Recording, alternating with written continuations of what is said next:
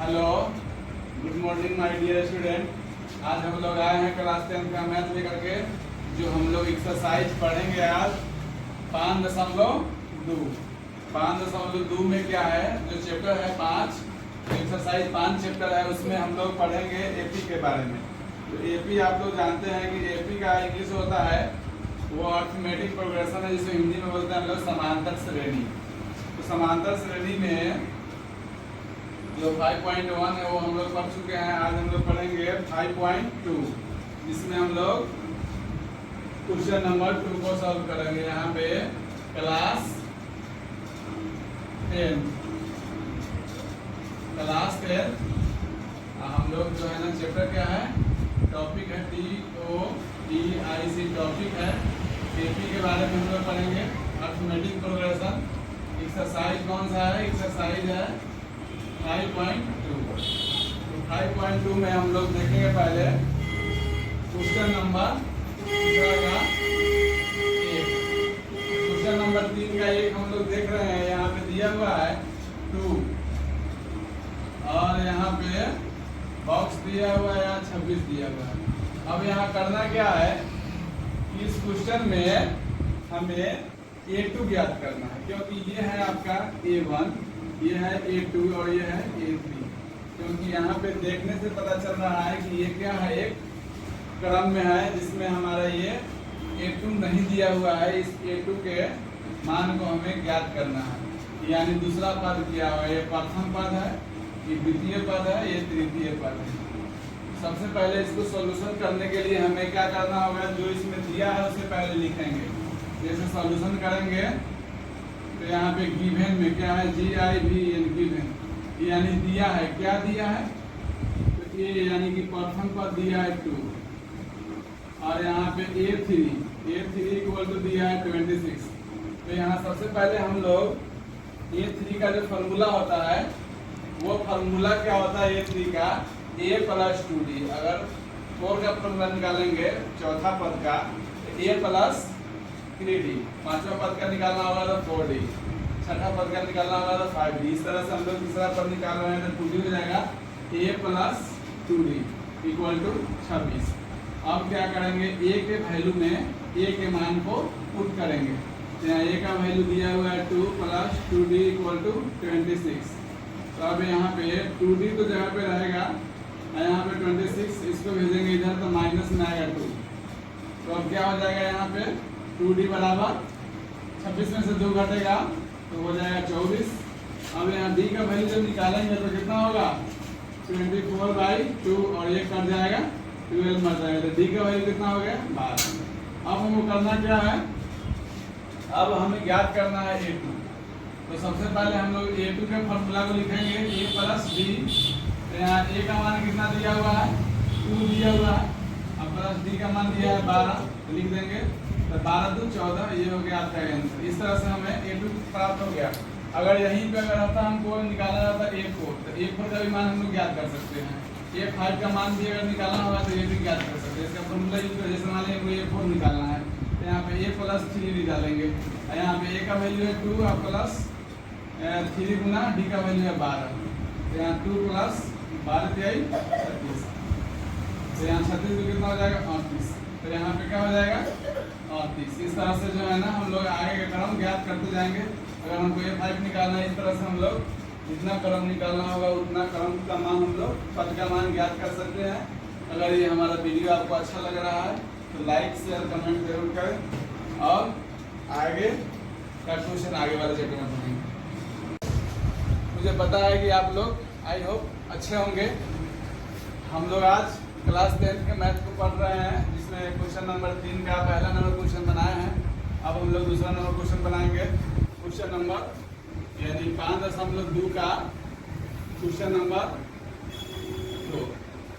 Question number 2 solve करेंगे। अब दिया हुआ है बॉक्स है, फिर यहाँ पे दिया हुआ है 36, फिर यहाँ पे खाली है और यहाँ पे है। अब इसको हमें सॉल्व करना। तो आइए हम लोग इसे कैसे सॉल्व करेंगे, इसे थोड़ा सा समझते हैं बढ़िया से। यहाँ पे इसको हम लोग डिनोटेड कर देते हैं। कौन पहला पद है, कौन दूसरा है, कौन तीसरा है, कौन चौथा है। तो यहाँ पे देखिए इसको A1 से डिनोट करते हैं, ये A2 है, ये A3 है और ये A4 है, यानी कि पहला पद, दूसरा पद, तीसरा पद, चौथा पद। तो अब हमें यहाँ पे ये देखना है कि इसमें कौन सा पद हमें पता है। तो यहाँ पे जब इसको सॉल्यूशन करेंगे तो यहाँ पे सबसे पहले हमारा A2 पता है, तो A2 लिखेंगे, यानी A2 बराबर कितना है, 13 है। A2 बराबर 13 है। तो अब A2 का जो फॉर्मूला होता है वो होता है A प्लस B बराबर यहाँ पे 13। अब यहाँ पे ये हमारा इक्वेशन 1 से डिनोट हो गया। अब यहाँ पे हम लोग देखेंगे अब दूसरा क्या दिया हुआ है, तो दूसरा पद हमारा A4 दिया है। तो यहाँ पे लिखेंगे A4 बराबर दिया है 3। तो A4 का जो फॉर्मूला होता है वो होता है A plus 3D equal to 3। ये हो गया हमारा इक्वेशन 2।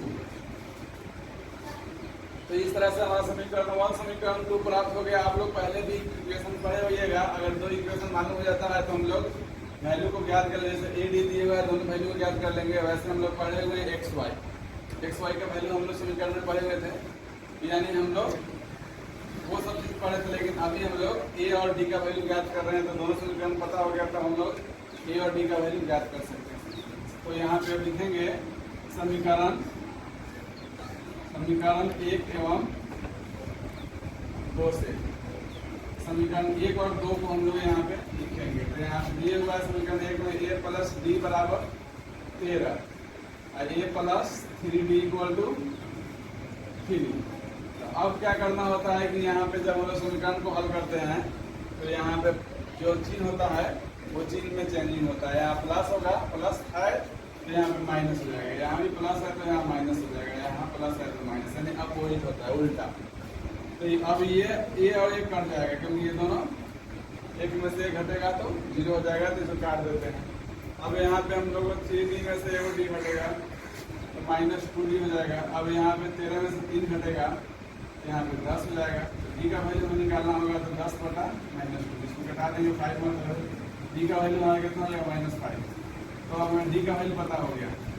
जब हमें D का वैल्यू मालूम हो गया तो अब क्या करेंगे, लिखेंगे D का मान समीकरण 1 में रखने पर D का मान हम लोग समीकरण 1 में रखते हैं। D का मान समीकरण 1 में रखना है तो समीकरण 1 मेरा कहाँ है, यहाँ पे मेरा समीकरण 1 है, ये है समीकरण 1। तो हम लोग लिखेंगे A plus D equal to 13। तो अब 5 के -5 के वैल्यू को हम लोग डिनोमिनेटर करेंगे। तो यहाँ A तो A ही रहेगा, प्लस माइनस में 5 आया है D का वैल्यू, इसको कर दें इक्वल टू 13। तब A प्लस माइनस माइनस होता है, यानी A plus minus -5 equal to 13। तब यहाँ A बराबर हो जाएगा 13। इसको रिप्लेस करेंगे, वैल्यू को इस साइड से इस साइड लाते हैं, ये प्लस में रहेगा तो माइनस में हो जाएगा, और माइनस में है तो प्लस में हो जाएगा।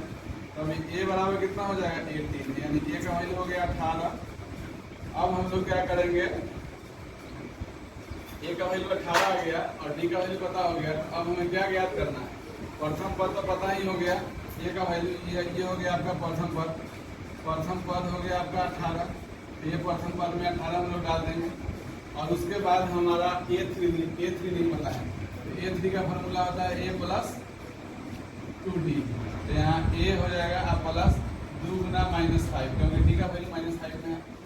तो अब क्या करेंगे, यहाँ A का वैल्यू पता है, A का वैल्यू पुट कर दो यहाँ पे 18 प्लस माइनस में हो जाएगा 10, क्योंकि -5 में 2 से गुना होता है तो 5 दूनी 10। अब यहाँ पे 18 प्लस माइनस -10, तो यहाँ पे 18 में से 10 घटेगा तो 8 हो जाएगा। तो हमारा A3 का वैल्यू पता हो गया। A3 का वैल्यू यानी तीसरा पद हमें पता हो गया 8, तो तीसरा पद में हम लोग 8 डालें। इस तरह से एक क्वेश्चन भी सॉल्व हो गया। अगर ये हमारा वीडियो अच्छा लग रहा है तो लाइक सब्सक्राइब शेयर जरूर करें। तो चलिए आइए हम लोग देखते हैं अब क्वेश्चन नंबर 3। क्वेश्चन नंबर 3 में क्या दिया हुआ है, पहले जो है ना 5 प्रथम पद, उसके बाद बॉक्स है, उसके बाद एक और बॉक्स है, उसके बाद दिए हुआ है 9 to 9 1/2। तो चलिए अब हम लोग इस क्वेश्चन को सॉल्व करते हैं। इस क्वेश्चन को कैसे सॉल्व करेंगे, तो सबसे पहले हम लोग डिनोट कर दे रहे हैं कौन प्रथम पद है, कौन दूसरा पद है, कौन तीसरा पद है। ये आपका हो गया A1, A2, A3, A4। तो इस तरह से हम लोग इसको डिनोट कर दिए। अब हम लोगों को देखना है कि कौन से पद को हमें ज्ञात करना है। तो हमें दिख रहा है कि ये A2 खाली है, तो इसलिए हमें A2 ज्ञात करना होगा। A3 खाली है, तो A3 भी हमें ज्ञात करना होगा। तो आइए हम लोग सबसे पहले जो दिया है उससे लिखते हैं, हल करते हैं सोल्यूशन करने में। तो यहाँ पे दिए हुआ है A बराबर A1 लिखो या A लिखो, बात वही है। A बराबर 5 और यहाँ पे देखिए A4 का वैल्यू दिया हुआ है 929 1/2। तो हमारा ये जो फॉर्मूला है A4 का वो होता है A प्लस 3B। अब यहाँ पे 9 दूनी 18 क्या हो जाएगा 19/2। अब इसको हम लोग सॉल्व करेंगे। तो यहाँ पे A का वैल्यू हम लोग पुट करेंगे। A का वैल्यू कितना दिया है, A का वैल्यू इसमें 5 है। तो A के जगह पे कितना लिख देंगे 5 plus 3D equal to 3D equal to, बात नहीं करो, इक्वल टू यहाँ पे लिखेंगे 19/2। अब यहाँ पे 3D इक्वल टू 19/2 माइनस 5। अब यहाँ पे क्या करना होगा, तो यहाँ 3D इक्वल टू यहाँ बटा में 1 है। अब इसको बटा पर घटाव बना लेंगे। 2 और 1 कैसे निकालेंगे 2 और यहाँ पे क्या हो जाएगा 2 1 2, तो 19 माइनस 1 2 2 तो 5 10। कौन बात कर रहा है उधर। अब यहाँ पे 3D इक्वल टू 19 में से 10 घटेगा तो हो जाएगा 9/2। अब यहाँ पे भी बता में 1 छिपा रहता है। किसी भी डिजिट में जब सिंगल डिजिट हो तो उसमें बता में 1 छिपा रहता है। इसको इससे मल्टीप्लाई करेंगे, इसको इससे मल्टीप्लाई करेंगे। तो 3D इसमें 2 से मल्टीप्लाई करेंगे तो हो जाएगा 6D इक्वल टू 9 1 जा 9। अब इसको हम लोग आगे सॉल्व करेंगे। अब यहाँ पे D का वैल्यू निकालना होगा तो 9/6 लिखेंगे, कट जाएगा 3 3 जा 9 3 2 जा 6। इस तरह से ये हमारा D का वैल्यू कितना प्राप्त हो गया, D बराबर हो गया हमें 3/2। इस तरह से D का वैल्यू पता हो गया। अब ज्ञात क्या करना है हमको वो देखना है। अब ज्ञात करना है A2। तो यहाँ पे A2 के लिए फॉर्मूला होता है A प्लस D। तो यहाँ A का वैल्यू कितना दिया है 5 प्लस D का वैल्यू दिया है 3/2 लिख देंगे। यहाँ बटा में 1 होता है, तो 1 2 का LCM 2 हो जाएगा। 1 2 2 तो 5 2 10 प्लस 2 कम 2 3 कम 3, यहाँ 10 3 कितना हो गया 13/2। इस तरह से हमारा ये हो गया, वैल्यू पता हो गया। इसको पूर्णांक में भी आप तोड़ सकते हैं, यानी 2 6 12 1/2। अब यहाँ पे हम लोगों को निकालना है A3। तो A3 का फॉर्मूला होता है A प्लस 2D। यहाँ पे लिखेंगे A का वैल्यू है 5 प्लस 2 तो लिखाएगा ही, यहाँ गुना क्या कर देंगे D का वैल्यू 3/2 कट गया ये। अब यहाँ 5 प्लस 3 तो 5 में कितना हो गया 8। A3 का वैल्यू भी आ गया। इस तरह से हमारा क्वेश्चन सॉल्व हो चुका है। अब जो वैल्यू है उसको पुट कर देंगे। ये हमारा वैल्यू आया A2 का 6 1/2। तो यहाँ पे लिख देंगे 6 1/2 और यहाँ पे आया 8, तो यहाँ पे निकाल देंगे। इस तरह से हमारा ये क्वेश्चन भी सॉल्व हो गया। अगर वीडियो अच्छा लगे तो लाइक सब्सक्राइब शेयर जरूर करें।